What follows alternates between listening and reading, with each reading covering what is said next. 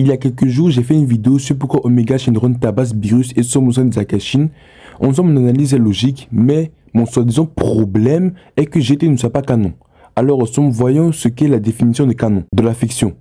Le canon de la fiction inclut généralement les œuvres directement produites par l'auteur ainsi que celles reconnues par lui ou par les ayants droit comme faisant partie intégrante de l'univers de fiction.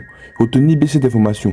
Dans toutes les frises chronologiques faites par les ayants droit et même de les Daijinsu et les Shoujensu faites par ces mêmes ayants droit, GT se trouve juste après End of Z. Et selon Yusuke Watanabe, le scénariste de Battle of God, l'événement se produirait entre DBZ et DBGT.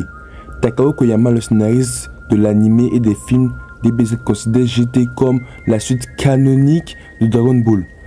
Toyama lui-même parle d'une histoire se passant entre Dragon Ball GT et faisant référence à Dragon Ball Super. Il faisait le décor, les chara-design et checkait le script. Selon le site de la Toei, DBGT serait une suite directe à Dragon Ball Z.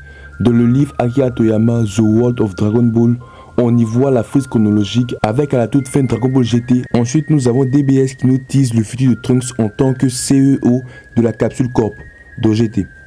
Et Toyotaro parle de créer une histoire reliée à la fin de DBZ. Or, la fin de DBZ, c'est le début de DBGT. Ça, c'était pour la partie GT. Pour revenir à mon argumentaire, des gens disent que vu que Toyama n'avait pas pensé à créer DBS, alors ces statements sont caducs. C'est rien un argument, simplement car c'est à vous de prouver que ça a un impact malgré le fait que l'événement est jusqu'à présent et jusqu'à maintenant inchangé et toujours mentionné indirectement suite de DBS. Donc, ce que vous faites revient à nier la canonicité de End of Z et ces statements faits par Toyama. Tout ça pour satisfaire votre ego.